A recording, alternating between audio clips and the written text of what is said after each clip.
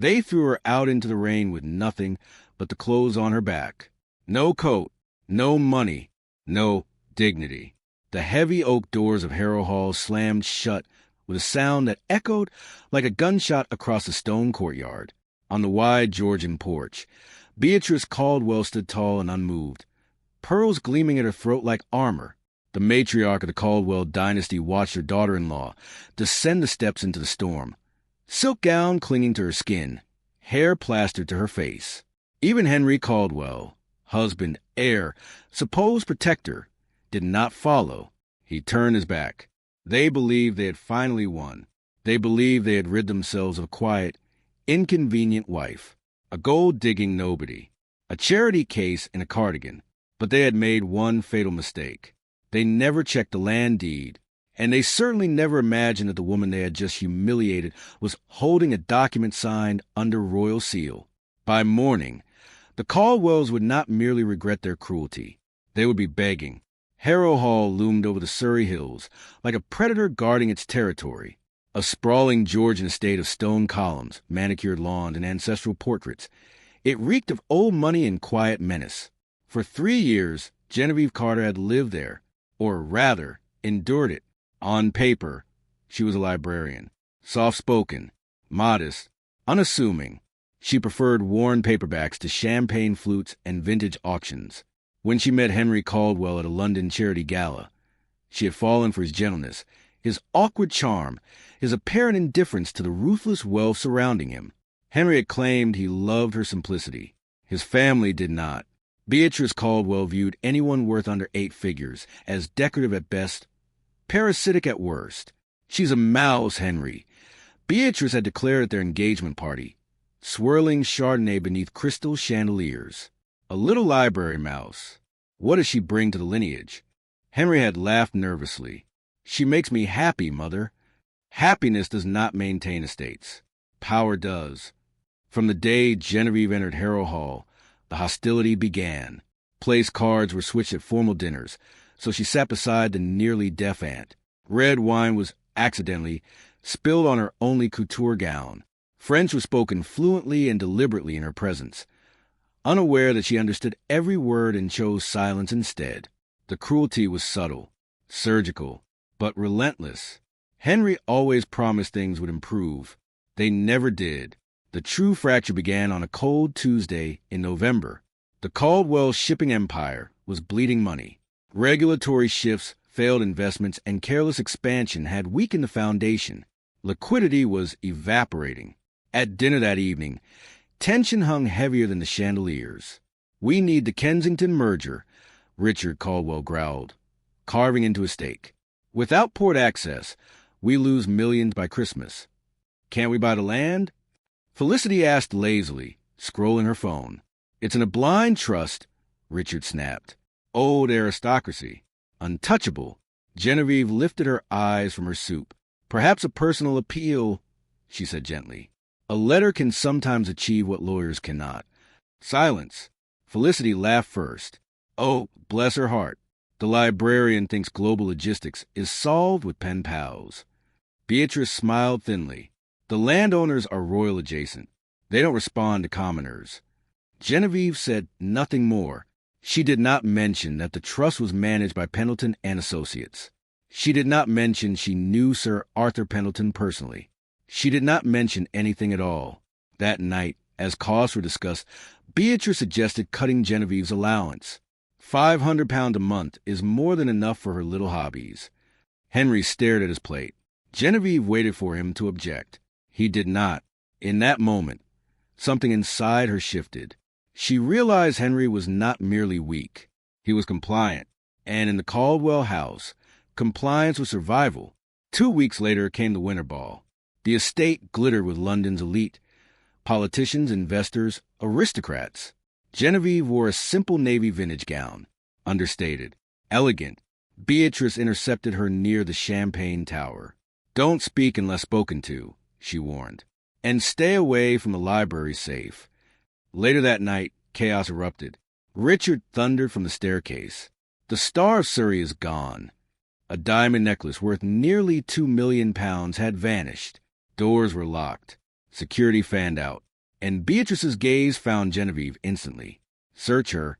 Henry hesitated, but did not refuse. Felicity grabbed Genevieve's clutch and emptied it onto marble. Lipstick, phone, handkerchief, and a cascade of diamonds. The Star of Surrey clattered onto floor. Gasps filled the hall. Genevieve stared at it in disbelief. I didn't. Henry, you know I didn't. Henry looked at the necklace, then at his mother, then at the watching crowd. How could you, he muttered. That was the moment the marriage ended. The accusation was deliberate, calculated, a pretext for annulment, insurance fraud, public removal. Beatrice approached her like a queen delivering judgment. You will leave tonight. Sign the papers admitting theft and infidelity, or we call the police. Genevieve's tears never came. Instead, something far colder settled inside her. You want me gone? She asked. I want you erased. Remember this moment, Genevieve replied quietly. You asked for it. The rain was merciless. Security escorted her to the door. My coat, she said softly. That coat was purchased with Caldwell funds. Felicity sneered. The door slammed. The gravel driveway stretched 5 miles to the main road. She walked in thin heels, soaked and shivering, climbing over locked gates when she reached them. Standing on the dark roadside, she pulled out her phone. She did not call a taxi. She dialed a number she had not used in a decade. The line answered immediately. Secure channel. Identify. Authorization Alpha Zero Royal 7, she said through chattering teeth. Lady Genevieve of Montclair. Protocol Lioness. Silence. Then, my lady, are you in danger? I require extraction. And Sir Arthur Pendleton. ETA for minutes. She waited. 3 black Range Rovers arrived in tactical formation. Umbrella. Will coat. Security detail. Sir Arthur himself sat in the front seat, furious and sleep-rumpled. They threw you out? He asked. Yes. Arthur pulled up the Montclair Trust files. His expression shifted. Oh, he murmured. What? They own the house, but the land beneath it is leased from the Montclair Duchy. Genevieve went still. When does the lease expire? She asked. Arthur checked the screen. Next Tuesday. A 99-year lease, ending in 5 days. And the renewal clause, she whispered, must be approved by the direct blood heir, which is you. Rain streaked the glass as realization dawned. So I own the ground they stand on.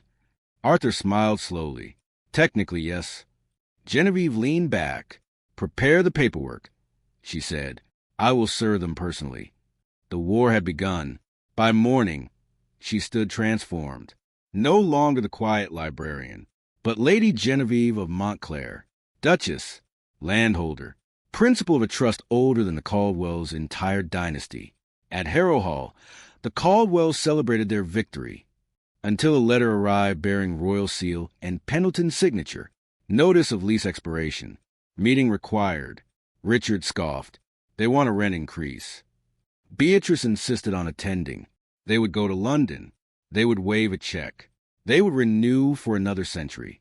They had no idea they were walking into judgment. Tuesday, 10 a.m. Pendleton and Associates towered over the city like a cathedral of law. The Caldwells were made to wait. 45 sweltering minutes, then ushered into a boardroom. At the far end, a high-backed chair faced a window. Arthur spoke smoothly. Your lease expires in 14 minutes. Richard produced a check. Arthur smiled. There is a complication. The character clause. Character clause?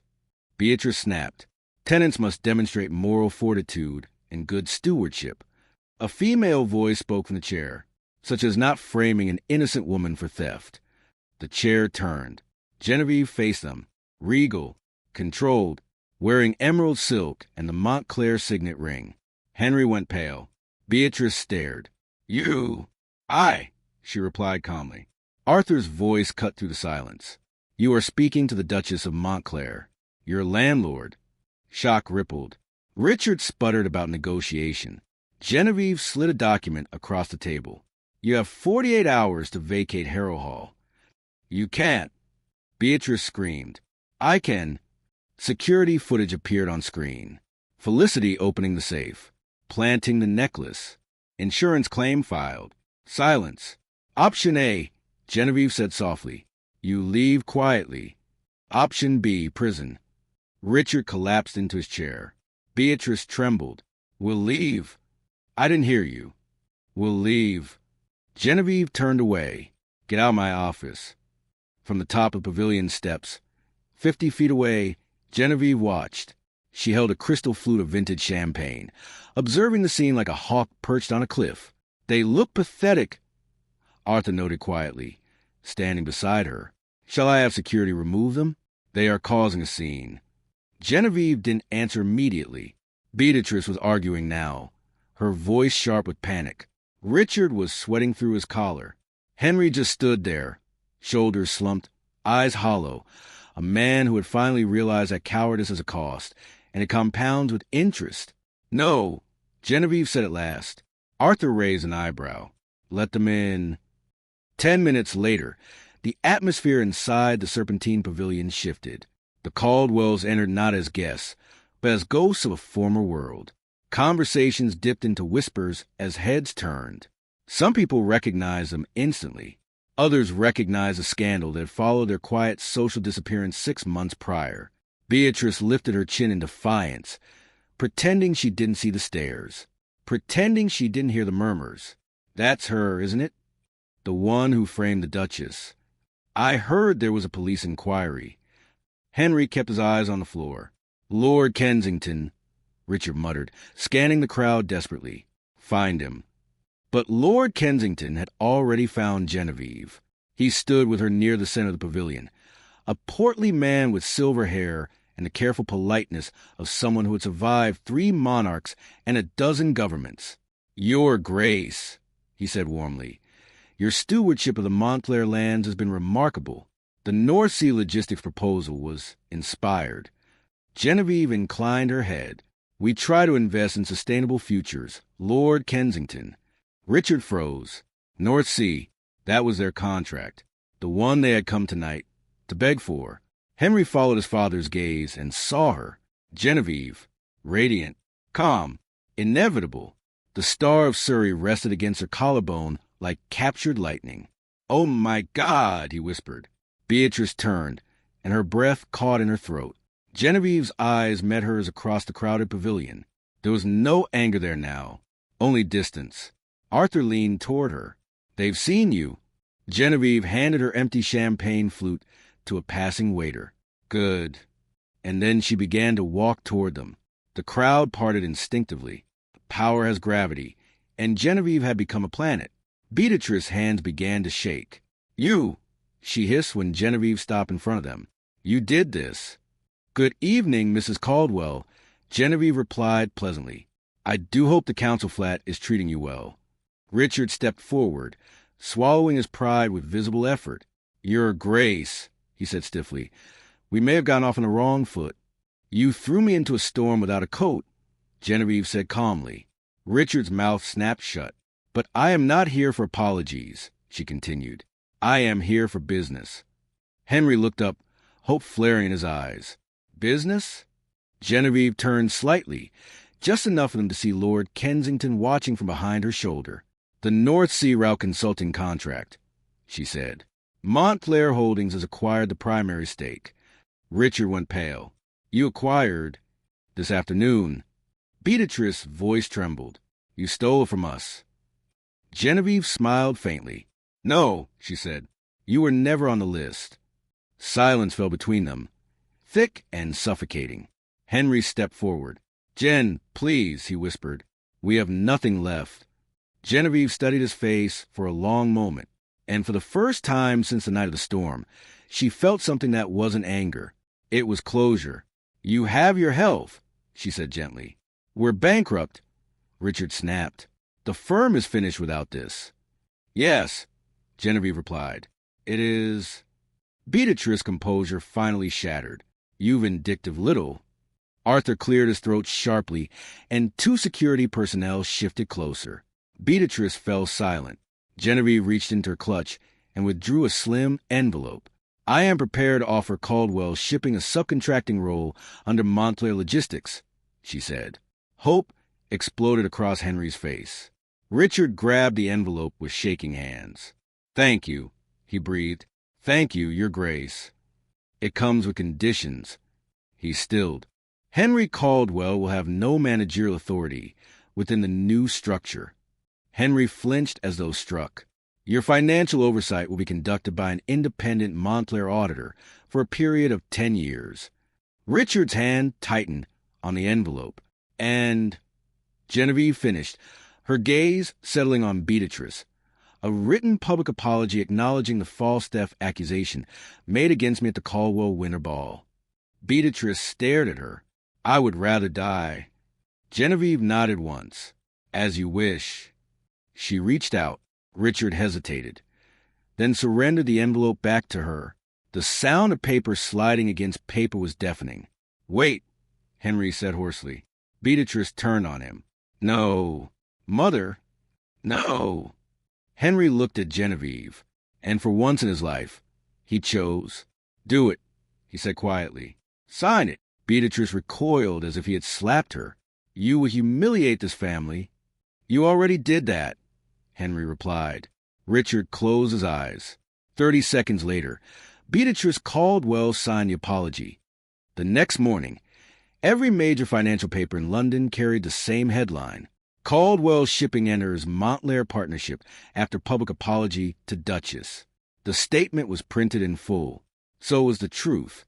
And at Harrow Hall, now fully restored to Montclair stewardship, Genevieve stood at the open window of the library as fresh summer air drifted through the room. "Stevens," she said quietly. "Yes, Your Grace." "Have the last of the Caldwell portraits moved to storage." "Of course." She watched the sun rise over the Surrey hills. Once, she had stood outside those gates in the rain with nothing. Now, she owned the ground beneath them. And this time, no one was throwing her out.